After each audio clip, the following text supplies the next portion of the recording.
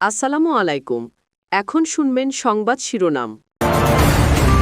রাজধানীর আদ্দিন হাসপাতালের এক ওয়ার্ডে ৬ নবজাতকের মৃত্যু। ঘটনার কারণ অনুসন্ধান শুরু হয়েছে তদন্ত। একসঙ্গে ৩৫,০০০ মুসল্লির নামাজ আদায়ে প্রস্তুত জাতীয় ঈদগাহ। বৃষ্টি উপেক্ষা করে ট্রেন, বাস, লঞ্চে ঘরমুখ মানুষ।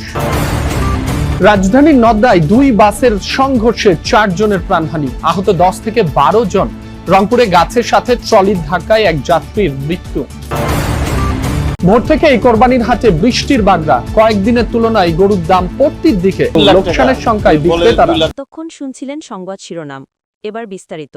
রাজধানীর মগবাজারে আদ্দিন মেডিকেল কলেজ হাসপাতালে নবজাতক ইউনিটে একসঙ্গে অন্তত ৬ শিশুর রহস্যজনক মৃত্যু হয়েছে।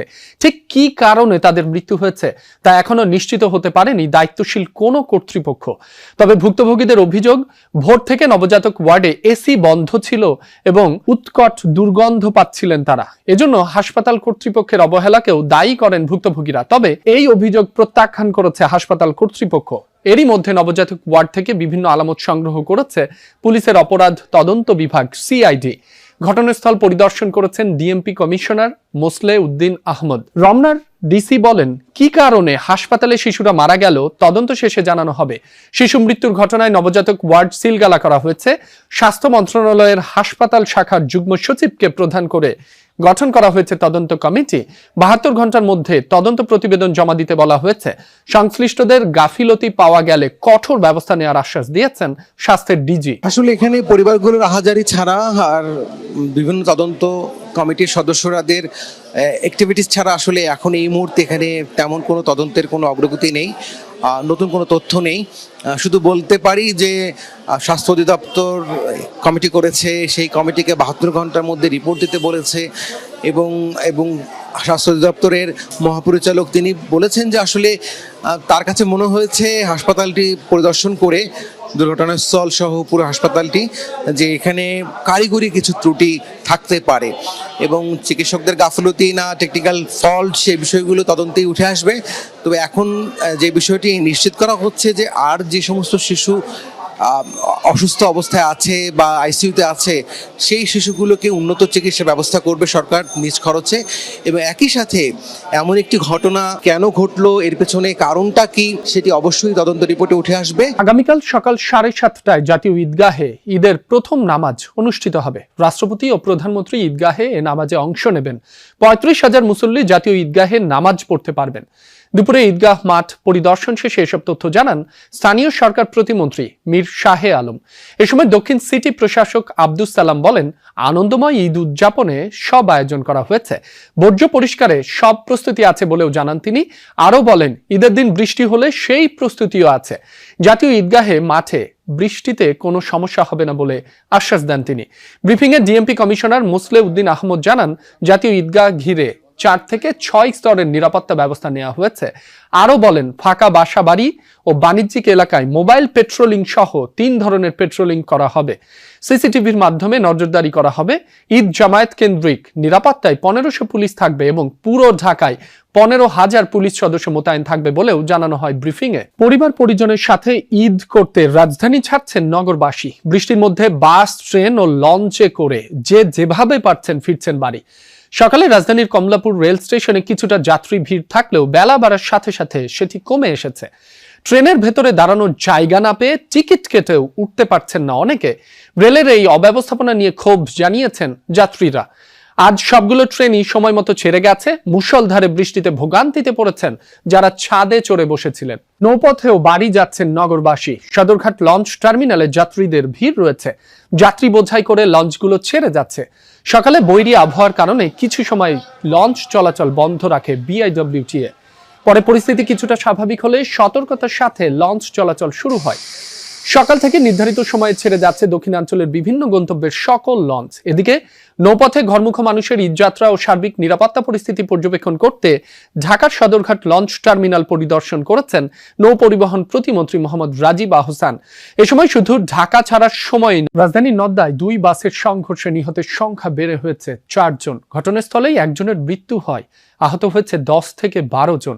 ভোরে প্রগতি সরণির নদ্দা এলাকায় এই দুর্ঘটনা হয়। ফায়ার সার্ভিস ও প্রত্যক্ষদর্শীরা জানান, ঢাকা বরিশাল রুটের ইসলাম পরিবহনের একটি বাস সড়ক বিভাজক অতিক্রম করে আকাশ পরিবহনকে ধাক্কা দেয়। এ সময় উল্টে যায় ইসলাম পরিবহনের বাসটি। স্থানীয়রা 999-এ কল করে ফায়ার সার্ভিসকে খবর দিলে তারা আহতদের উদ্ধার করে কুর্মিটোলা ও বারিধারা জেনারেল হাসপাতালে পাঠায়। সেখানে আরো 3 জনের মৃত্যু হয়। রংপুরের বদরগঞ্জে যাত্রী বোঝাই একটি ট্রলি গাছের সাথে ধাক্কা লেগে একজন নিহত হয়েছেন, আহত হয়েছেন 15 জন। সকালে উপজেলার মাদারগঞ্জের শালবাগান এলাকায় এই দুর্ঘটনা হয়। পুলিশ জানায় 20 জন শ্রমিক ট্রলিতে চড়ে কাজে যাচ্ছিলেন। শালবাগান এলাকায় পৌঁছালে নিয়ন্ত্রণ হারান চালক, সজোরে ধাক্কা লাগে একটি গাছের সাথে। এতে ঘটনাস্থলেই মারা যান একজন। আহতদের উদ্ধার করে নেওয়া হয় বদরগঞ্জ উপজেলা স্বাস্থ্য কমপ্লেক্সে। নিহত ফারুক হোসেনের বাড়ি মাদারগঞ্জের বিন্দির ধার এলাকায়। ঈদের আগের দিন বৃষ্টির বাগড়ায় বিপাকে পশু ব্যবসায়ীরা। সকাল সকাল ঝুম বৃষ্টির কারণে পশুর হাটে ক্রেতার সমাগম ছিল কম। বৃষ্টির কারণে হাটে কাদা জমে যাওয়ায় বিপাকে ক্রেতা বিক্রেতা। ভোগান্তিতে বোবা প্রাণীগুলোও। পশু বিক্রেতারা বলছেন, দিনভর বৈরী আবহাওয়া থাকলে বড় লোকসান গুনতে হতে পারে। তাদের আশা, বেলা গড়ানোর সাথে সাথে আবহাওয়া ভালো হবে, ক্রেতারাও হাটে ফিরবেন। এদিকে পশু বিক্রেতারা জানায়, গত কয়েকদিনের তুলনায় গরুর দর কমেছে 10 থেকে 20%। বৃষ্টি আসলে থেমে গেছে, আরো ঘন্টা দুয়েক আগেই বৃষ্টি এই দিকটাতে নেই হাটে, ফলে এবং এখন বেশ রৌদ্রোজ্জ্বল আবহাওয়া, ফলে যে বৈরী আবহাওয়া ছিল সেটি এখন কেটে গেছে। তবে গরুর দাম যেটি পড়তির দিকে ছিল গত রাত থেকে, সেটি এখনো রয়েছে। আমার পেছনে বা সামনে এই হাটেও অনেক গরু রয়েছে, দেখতে পাচ্ছেন। আমার সামনে একটি গরু, সেটি বিক্রি হয়েছে 1,26,000 টাকায়। এটি আসলে বোঝার জন্য, যেহেতু ছবিতে তো যেহেতু গরুর আকার কতটা বোঝা যায়, যদি অনুমান করে বলি, হয়তো তারা বলছেন 3 থেকে 4 মণ ওজন হতে পারে, মাংসের ওজন হতে পারে। সেই হিসেব করে একটি আনুমানিক, অর্থাৎ এরকমের দামে বিক্রি হচ্ছে। যেটি এর পাশে আরেকটি কালো গরু যেটি দেখতে পাচ্ছেন ক্যামেরায়, সেটি 41-এ বিক্রি হয়েছে। এরকম হচ্ছে আর কি। তবে বাজার মূল্য যেটি দেখা যাচ্ছে এর আগের, অর্থাৎ 1-2 দিন আগের তুলনায় অন্তত প্রতিটি গরুতেই 20 থেকে 30,000, বা ছোট গরুর ক্ষেত্রে হয়তো 10,000 টাকা কম বা 15,000 টাকা কমে বিক্রি হচ্ছে। বড় গরুর ক্ষেত্রে ক্রেতা তুলনামূলকভাবে কম। যেমন সামনের যে গরুটি দেখতে পাচ্ছেন, সেটি যিনি বিক্রেতা তিনি 2 লাখ পেলে বিক্রি করে দিবেন, কিন্তু সেই পরিমাণ দাম কেউ বলছেন না। এখন পর্যন্ত 160-70 পর্যন্ত উঠছেন এবং তিনি লস হবে বলে সেটি বিক্রি করছেন না। এমন পরিস্থিতি রয়েছে হাটে। এই হাটে গরু তুলনামূলকভাবে এখনো রয়েছে, হাট অনেক বড় হাট।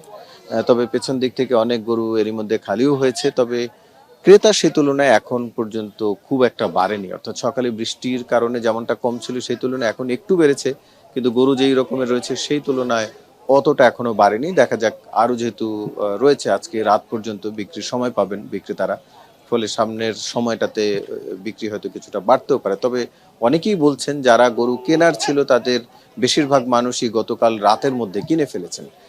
ফলে গরু